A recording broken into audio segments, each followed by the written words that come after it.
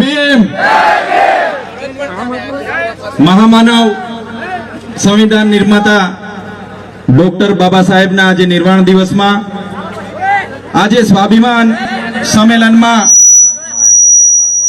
મંચસ્થ ઉપસ્થિત તમામ આદરણીય નેતાગણ, પોલીસ પ્રશાસનની તાનાશાહી સામે પણ આજુબાજુ વિસ્તારોમાંથી મોટી સંખ્યામાં અહીં ઉપસ્થિત થયેલા તમામ ક્રાંતિકારીઓને સલામ કરું છું, સેવા જોહાર કરું છું।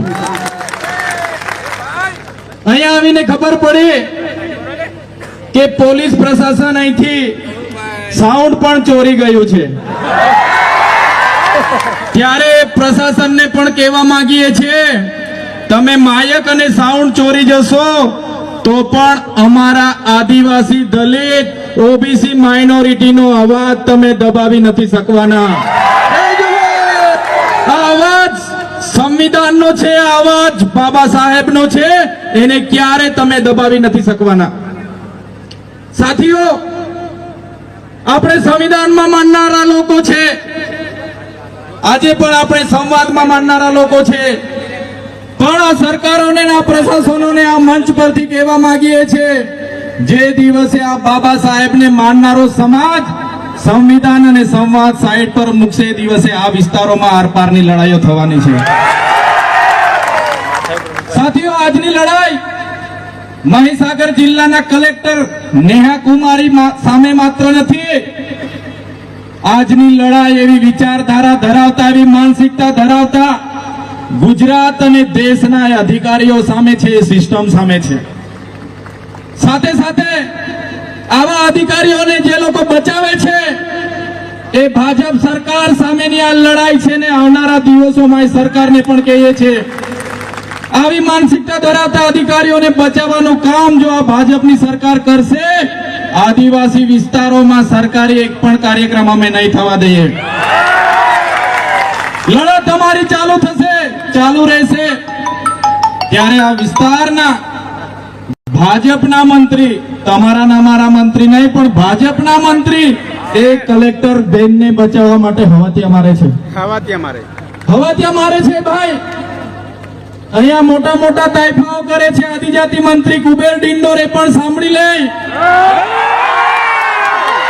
અમારા બાળકોને શિષ્યવૃત્તિ આપવા માટે બજેટ નથી એ ભાઈ પર, અને આવા તાઇફાઓ કરવામાં કરોડો રૂપિયાનો ધુમાડો કરે છે આદિજાતિ બજેટને, એને પણ ઓળખી લેવી પડશે। કબરભાઈ ડિંડોરને કહીએ છીએ, નેહા કુમારીને તો અમે છોડવાના નથી। તમારામાં પાણી હોય, આ વિસ્તારોમાં શિક્ષકો નથી, એ શિક્ષકો મૂકો। તમારામાં પાણી હોય, તમારી સરકારમાં પાણી હોય, શાળા બનાવો। આ વિસ્તારમાં સિંચાઈના પાણી નથી, એ કરો, અને એ પણ નહીં કરશો તો તમારા જેવા મંત્રીઓને પણ આ વિસ્તારોમાં અમે ઘૂસવાની દે બહિષ્કાર કરીશું। ત્યારે આ માનસિકતાઓ સામે આજે એક થનારો આદિવાસી, દલિત, ઓબીસી માઇનોરિટી, દલિત, વંચિત, ગરીબ, આ સમાજનો અવાજ કોઈ નહીં બચાવી શકે। પોલીસ વિભાગના અધિકારીઓને પણ આજના જાહેર મંચ પરથી કહીએ છીએ, અમારા જેવા ચૂંટાયેલા પ્રતિનિધિ હોય, પીઆઈ, પીએસઆઈ, એસપી હોય કે કલેક્ટર હોય, આપણો પગાર પ્રજાના ટેક્સમાં આવે છે, આપણે બધા આ પ્રજાના સેવક છે અને આપણે સેવા કરવા માટે આવ્યા છે।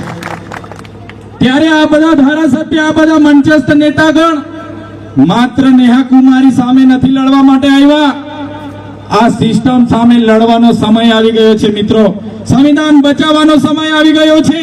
આજના મંચ પરથી કહીએ છીએ, ફરી પણ સરકાર નહીં જાગશે, આ નેહા કુમારી સામે ખાતાકીય તપાસ નહીં કરશે, એમને સસ્પેન્ડ કરવા સુધીની કાર્યવાહી નહીં કરશે, તો જિગ્નેશભાઈને હું કેમ છું, આવનારા દિવસોમાં કાર્યક્રમ ગાંધીનગરનો ગોઠવો, હજારોની સંખ્યામાં ત્યાં ઉમટી પડીશું। એને સસ્પેન્ડ કરે ત્યાં સુધીનું આંદોલન ચાલુ રહેશે। માત્ર મહીસાગર જિલ્લો નહીં, આવનારા દિવસોમાં અંબાજીથી ઉમરગામ, સમગ્ર ગુજરાતના લોકોને આહવાન કરો અને ગાંધીનગરમાં કાર્યક્રમ રાખો।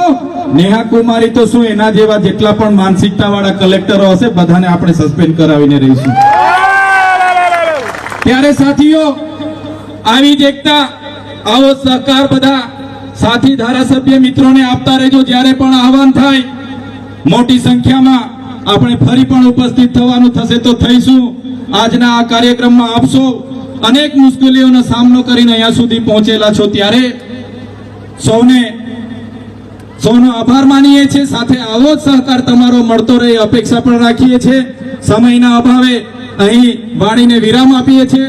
જય જોહાર, જય ભીમ, જય આદિવાસી.